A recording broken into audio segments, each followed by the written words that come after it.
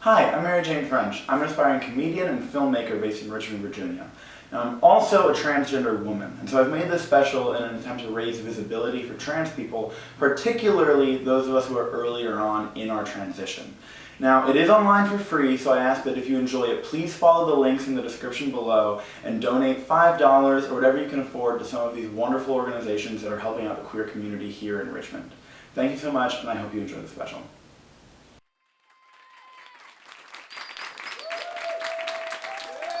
Please put your hands together for Mary Jane French!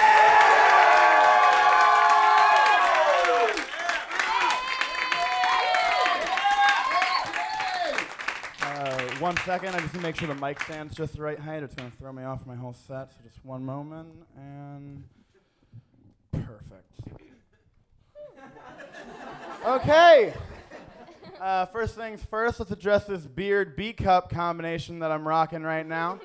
I am what one may refer to as a transgender woman, in case you don't know what that means. Essentially, I grew up with a hormone imbalance, which is perfectly normal for women who are born with a penis and testicles. Like long story short, I would give my left nut not to have male genitals. Of course, I can only speak for myself. There are plenty of trans people that are perfectly comfortable with the equipment they're born with. I'm just not one of them. I'm actually so uncomfortable with what I have going on down there that I don't want to have any kind of sexual interaction with anyone for the time being, which is actually why I got the adult braces put in as a deterrent. Do you guys ever feel like the universe is trying to tell you something? Like you'd think the universe would be like, okay, we know you're supposed to be a woman, but got that whole Y chromosome thing going for you. So we'll just throw you like a micro penis, like something easy to tuck out of the way. Not the case. Universe decided to throw me an 8-incher, which is always like a really weird thing for me to say on stage because half the room immediately gets like disgruntled with me, like I'm trying to brag. Totally not. But then the other half of the room immediately gears right towards my crotch, as like they're trying to find it. You're not going to. It's tucked away right now. Wasn't easy. But I think I get what the universe is trying to tell me, so I got one of those molds where you make a dildo out of your own penis, so once I'm post-op, I can go fuck myself.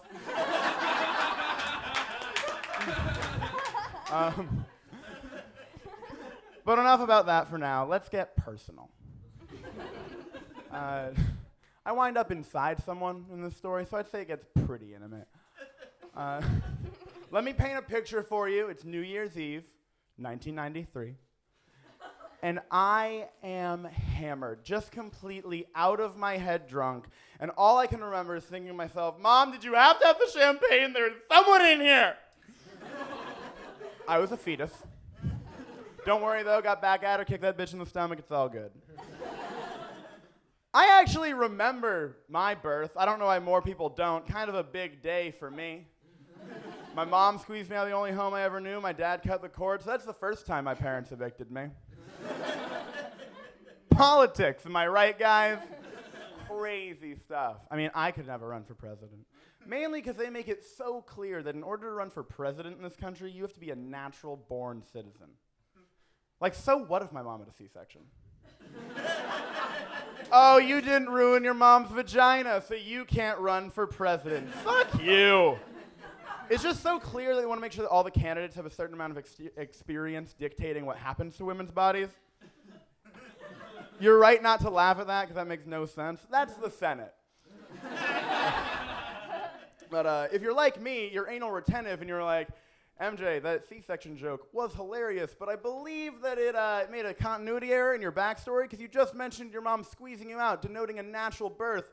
And you are technically right in that, but you are hasty in your assumption. Because I was born through C-section and my mom had to squeeze me out. It was one of the rare, horrifying instances of the child having to be popped through the mother's abdomen like a human pimple.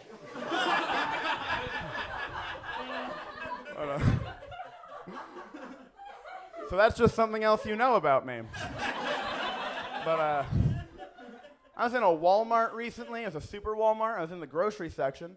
I noticed that where the frozen food section ends and the room temperature food section begins, there's born an aisle that on one end is entirely frozen pizzas, and on the other it's just stocked with candy. And I remember thinking to myself, this is exactly where I want to be when I've reached my saddest point. Hi, welcome to Walmart. Will you sit up this evening? I know just the aisle for you. Enjoy DiGiorno, pop that baby, and then sprinkle it with a sugary treat. Gorge yourself and watch this $5 copy of The Breakfast Club and think, wow, high school really was the best point of my life. You know what, I'm sorry, man. I mean, I shouldn't be so rough on you. I mean, you look like you've had a tough night, and look at me. I'm a Walmart greeter. Clearly, my life hasn't turned out as planned, you know? I was gonna be something. I had dreams. I was gonna make something of myself. You know what I was gonna be? I was gonna be a lounge room singer. That is, till Delilah got pregnant. The day that stick turned blue, I knew that I needed to put down the microphone and get a real job to support that kid. And I'm not complaining, because I did the best that I could, god damn it. I'm just saying I wore that noose that they call a necktie for 30 years before retirement, and what do I have to show for it? I'm a widower. I have a cokehead son who spent all of my money, which is I'm working here as a goddamn Walmart greeter. You know what? If you need me, I'll be in that aisle I mentioned before. So apparently the saddest version of myself is one where I never accepted as a woman inside, thus never pursued transitioning, and in an act of denial ended up impregnating a woman named Delilah and raising the kid. We had a few good years. She loved me. I tried to love her, but I just thought I was a good friend, you know? She would ask why I couldn't perform in bed. I'd lie, say it was medication I was taking for anxiety. I did my best with the kid, though. God damn it, I did my best. Sure, I wasn't perfect. Who is? He wanted to do theater. I made him do football. I was just trying to make him as masculine as I was trying to make myself. He turned to drugs and rebellion. And, you know, I often wonder, after Delilah passed, I wondered, did I rob her of a life she could have lived? Every 2 months, I would rent a hotel room for the weekend, and I would say it was on business, but really it was just so that I could wear women's clothes, present as my real self, Mary Jane French. And well, at the age of 72, they found my body in a blood-stained wedding gown. And then on the counter, there's just a half-eaten DiGiorno covered in Skittles.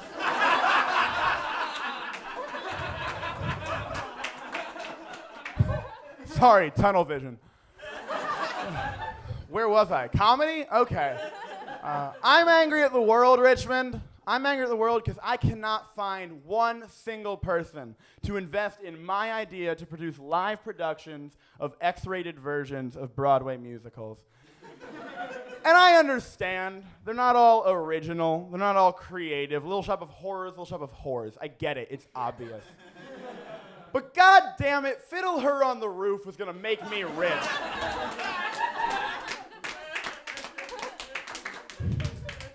And I would have made a pretty penny off of damn Spankies, too.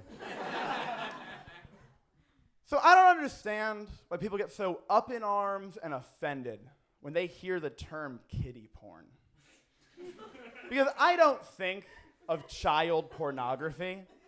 I think of feline boudoir photography.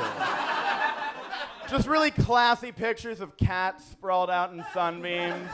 I'm talking milky bellies. Like they're wearing a corset. That's more clothes, but it makes it sexier for some reason. The raciest it would get is when they have their leg at that impossible angle and they're licking their inner thigh.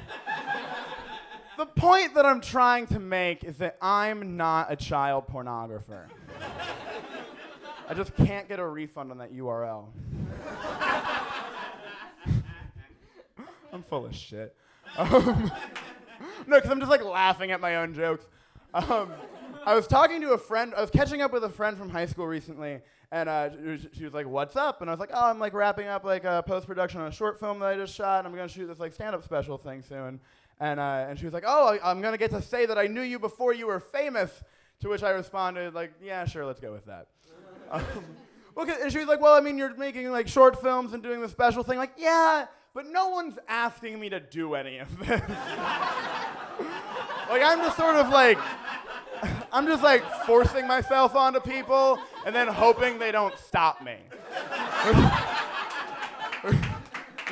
So like, thank you so much for indulging me in coming out, and I hope you don't feel violated at the end of the night. But anywho, so I bought some of that No More Tears shampoo recently. Hasn't helped me through my dog's death at all. I have this crazy uncle. Stop the presses. I have an uncle who always tries to claim that he has memophobia. In case you know what that means, it's a fear of memories. He's really adamant about it. Like we don't know he's an alcoholic. Calling someone diplomatic is a very diplomatic way of calling someone a bullshitter. Why would I pay to get my tires rotated? That's what driving's for. You know, in a perfect world, rape would be the most effective safe word. But we don't live in a perfect world, and that's something we need to reflect on as a culture. Do you guys like impressions? This is my impression of someone who's dead inside. This next impression, this is my impression of the critically acclaimed 1999 film by the Wachowskis, The Matrix. I thought it was pretty good. Thank you. Thank you. This next impression is of a gentleman who's only interested in picking up women who have cancer. Now, you must have lung cancer because you are smoking.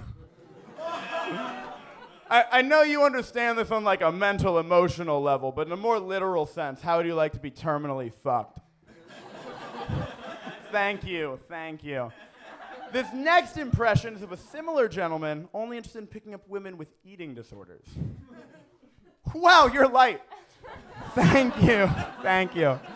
For my final impression, this is a crazy neighbor that I once had who was missing half of his middle finger, used that as an excuse to yell at us neighborhood kids when he deemed us to be annoying. Now this one gets a little intense, so let me get into character for a moment.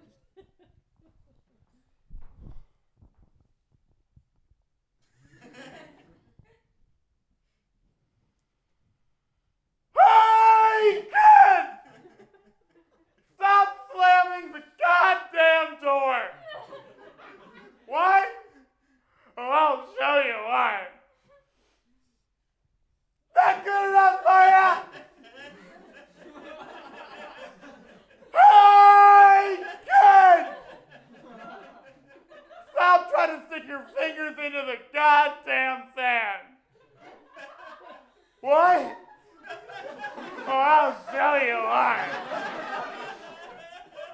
Not good enough for ya! Hey, kid! Stop biting your goddamn nails.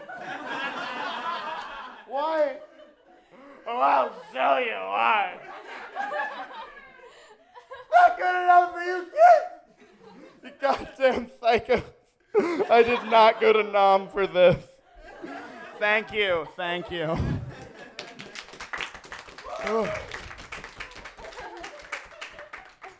Real quick, I want to address the fact that oftentimes people get really uncomfortable with the cancer and eating disorder section of that bit, which I find weird, because it's not like I'm making character judgments about people with cancer. I'm not being like, you know what, fuck people with cancer. Oh, well, you know what, I guess I kind of am. I'm sorry. I'm sorry. Anyway, moving on. This past summer, I was at the beach, taking a long walk on the beach, as I often do. And I look off in the distance, and I see something sticking out of the sand, and I get really excited, and I start running towards it, and I think, could it be? And it was. It was a message in a bottle, which is crazy, right, guy? That's something you only find in stories, but I found one, and this is what it said. Dear anyone, I'm stranded on a small island off the coast. Please send help immediately to the included coordinates. I'm running low on food and water, and I fear I'll only last a few more days. Please. Oh, this is the part where there starts to be water droplet stains, so I assume he's crying. I would give anything just to be with my little girl Amy again. She's the light of my life. Signed, Randall Wexler. Now, granted, it's a little shorter than I would have hoped. But beggars can't be choosers. And as they say, a picture's worth 1,000 words. And he did include one right down the bottom, but it was still just him asking for help again, which I found redundant. But anywho, I did what any sane person in this situation would do. I ran home, got out my old-timey typewriter, typed up a response, shoved it in a bottle, and threw it out to sea. This is what I said. Dear Randall, I'm glad I found your letter. What are the chances?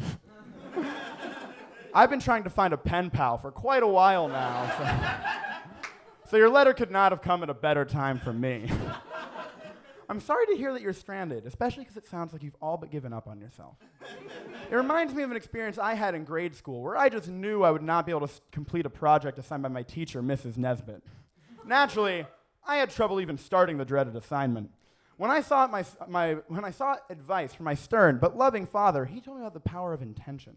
That's when your outlook and attitude towards something affect the real-life outcome. You see, I worry that similarly to my attitude with the assignment, your attitude is creating a self-fulfilling prophecy. I suggest you try some positive thinking. As for going to the coordinates you gave me, I'm sorry, but I just don't think that's a very good idea. And by the way, I'm guessing he probably put them on another sheet of paper. No coordinates were included. I don't know what he's expecting me to do. But you're moving this friendship a little too fast for me, and with all this, you're my last chance business, it's far more pressure than I'm comfortable with.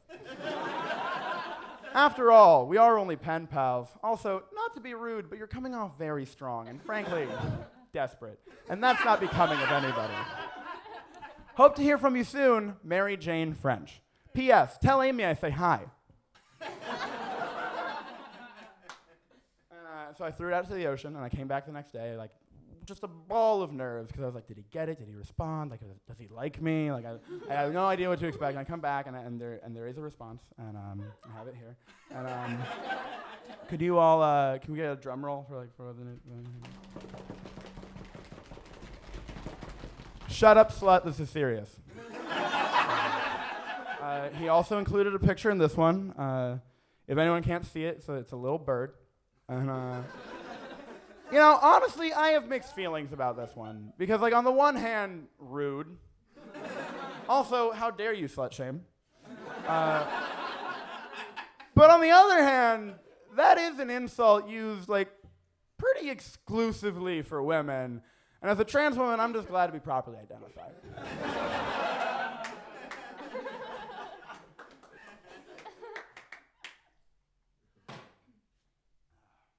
Always take a sip when it gets really quiet. Times have changed, people. Times have changed. Used to be that a bearded woman could roll into town, set up shop, charge 2 bits a gander, make a comfortable living. Now I have to write jokes. I'm just saying, I'm all for progress, but there's money in objectification. But I have realized that being so early on in transition, it gives me certain opportunities other people don't have. Not job opportunities, of course, but I can do certain social experiments that other people can't do. I don't know about you, but when I'm overwhelmed with life or stressed out, I stop taking care of myself. I don't shave as much as I should. I don't bathe as much as I should. I don't really even have enough energy to get up and use the bathroom. I just piss wherever I am. And that's just nothing to do with being trans. That's just me. But anywho, the thought occurred, the point is, I start to look and smell a lot more like a homeless gentleman. And the thought occurred to me, what if, when I was out on the street, I was to lock eyes with women and charge at them? I would just run right past them. I wouldn't do anything, but how many times out of 10 do you think I would get pepper sprayed? And would it be enough times for me to get rich off of hate crime lawsuits? See, it's funny because there's no laws protecting me. So, for anyone who doesn't know me, or anyone watching who doesn't know me, fifth wall. There is no fourth wall in stand-up. But anywho, for anyone who doesn't know me, if you don't know, before I started transitioning, before I accepted I was a woman inside and thus needed to pursue transitioning, I was trying to convince myself that I was a gay gentleman. And I have to tell you, it has been so hard getting rid of all the gay jokes that I had written. But I do have plans to move forward with my transition, trans plans, if you will. I know I want to write a book, in the future when I'm a successful lady person and I'm still alive because I've managed not to get hate crime by one of you people. I know I want to write a book, and I want to make sure that all the proceeds goes towards trans-friendly charities. Like, I want to make sure that people who can't afford hormones can get access to hormones, because studies show that people are actually able to transition. The suicide rate goes down exponentially. I want to make sure that people who can't afford counseling and therapy can get access to counseling and therapy, because the transgender suicide rate is over 50%, at least for trans women. I think it's around 40 for trans men. Doesn't matter. Point is, way too fucking high. And if at any point during my set you think to yourself, I kind of want to kill her, maybe hold your horses on that. I'll probably do it for you. Just statistically speaking. Anywho, I want to make sure that money goes towards trans-friendly homeless shelters, because if you're young and trans, you're 20 times, not 20%, but 20 times more likely to be homeless. And most importantly, I want to make sure that I trick the far Christian right into supporting these charities by titling the book, How I Beat the Odds and Became Straight.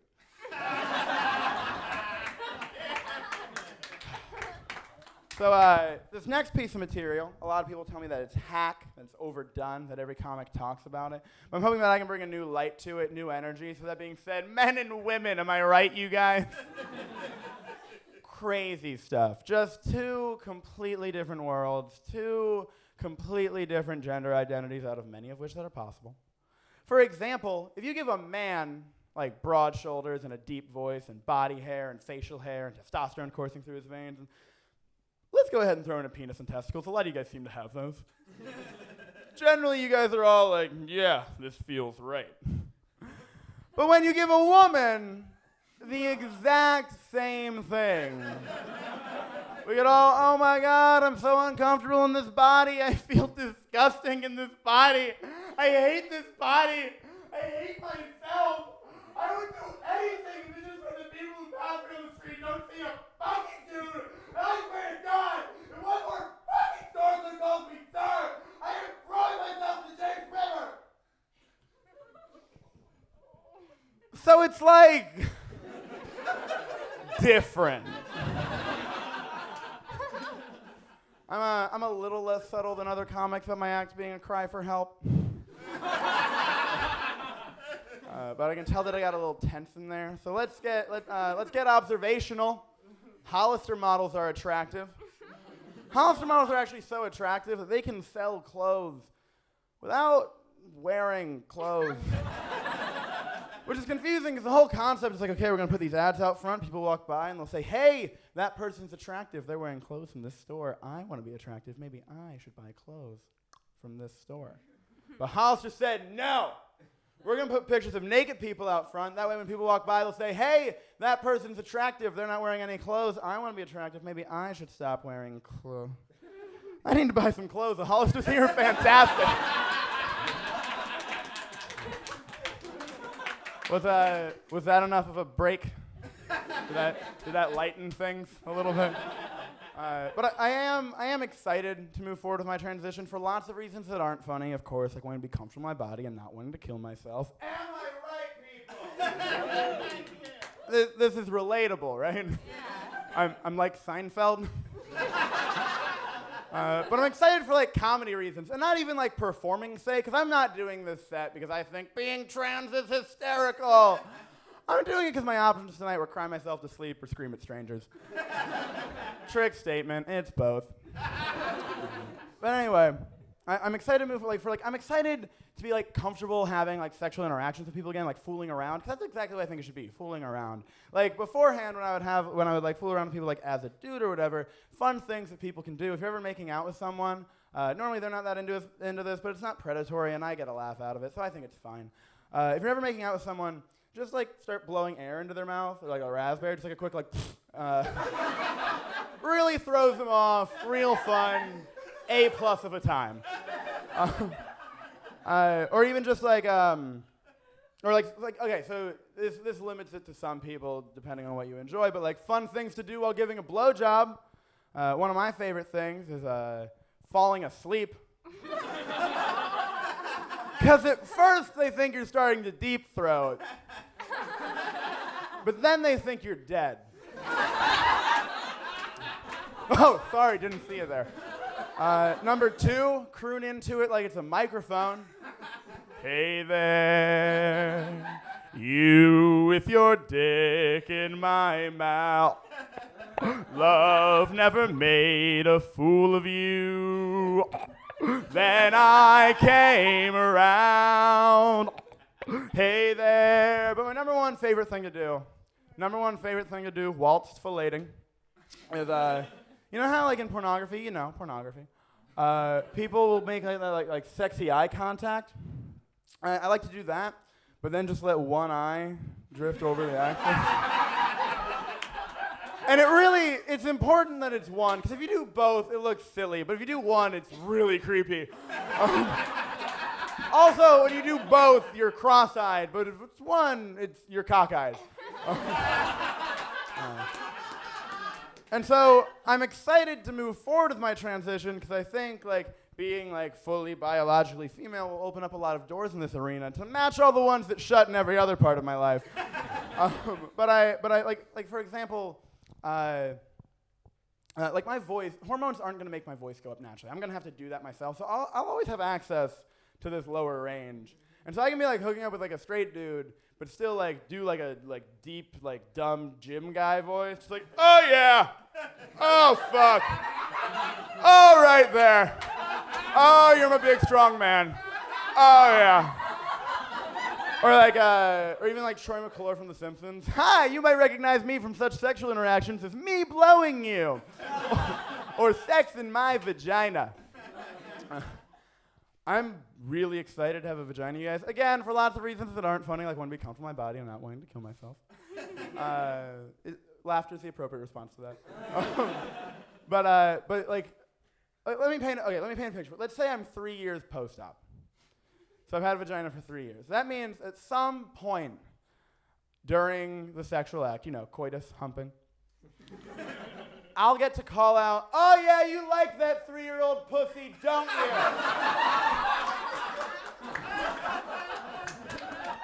you? Which is just the best thing to say. I'm gonna end on this. I have no idea how much time I've done. I was shooting for 20 minutes. It's probably much shorter than that. That's fine. Oh, wrong? Where are we? 2609? Holy fuck. Didn't even have to look at my notebook or nothing. This is by far the longest set I've ever done. I'm not a professional. Again, you're all in my house and mostly my friends. There's 3 people here who have not met me, and then there's 3 other people who I haven't talked to since my name change. So that half counts. But anywho, I recently got an appointment with an endocrinologist to start hormones. Thank you. No. Most people would applaud, but I get it. You're tired. But I recently got an appointment with an endocrinologist to start hormones and everything, which is really exciting because I've been having these rage flare-ups lately, which I'm blaming on testosterone. Here's the best way I can think to explain it. I am transitioning from male to female, but I've never felt more like a misogynist. And I don't mean that I'm oh guys, I suddenly can't drive, or I'm really bad at math now. Don't get me wrong, I'm making those jokes, but that's not why I feel bad. I feel bad because I'll have instances where I look at a cis woman. That's a word I haven't addressed in this thing. A cis woman being a not trans woman. Where I look at a cis woman and I'll have the earnest, honest thought of, you have a vagina, and I hate you for that. And don't get me wrong, it's not just that I'm just I'm not comfortable and you are, and you have the parts that would make me comfortable, and I'm mad. It's not just jealousy. It's the fact that on a daily basis, I have to remind myself that eventually I will be comfortable, and eventually strangers will look at me and assume to use the correct pronouns, and that eventually strangers won't see just a dude wearing lipstick. And on a daily basis, more importantly, I have to remind myself that I'm gonna want to be alive for those things.